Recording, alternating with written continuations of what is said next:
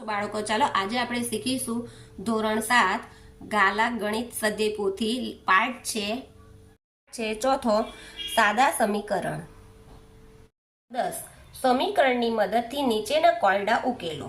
પહેલું, રાધાની માતાની ઉંમરના 3 ગણાથી 2 વર્ષ વધારે છે। જો રાધાની માતાની ઉંમર 32 વર્ષ હોય તો રાધાની ઉંમર શોધવા માટેનું સમીકરણ બનાવો। કે રાધાની ઉંમર આપી નથી એટલે લખવાનું ધારો કે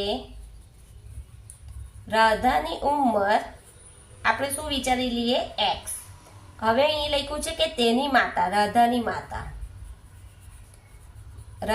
માતા શું લખ્યું છે કે રાધાની માતા રાધાની ઉંમરના 3 ગણા એટલે રાધાની ઉંમર કેટલી છે x એટલે 3x આવશે। 2 વર્ષ વધારે છે એટલે 2 આવ્યા। અહીં રાધાની ઉંમર કેટલી છે x છે તો એની ઉંમર કરતા 3 ગણા એટલે 3x આવ્યા વત્તા 2 ને એ માતાની ઉંમર કેટલી થાય છે 32 એટલે આ સમીકરણ બન્યું આપણું।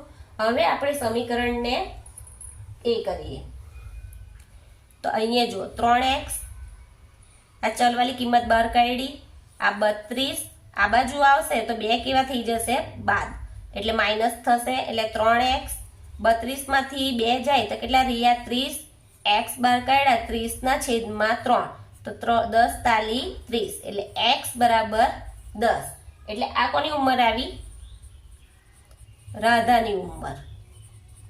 હવે એની માતાની ઉંમર શોધીએ આપણે।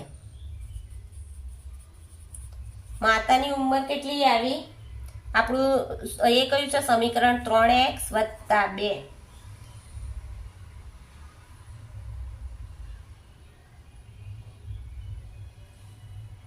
કે રાધાની ઉંમર આપી નથી એટલે લખવાનું ધારો કે રાધાની ઉંમર આપણે શું વિચારી લઈએ x। હવે અહીં લખ્યું છે કે તેની માતા રાધાની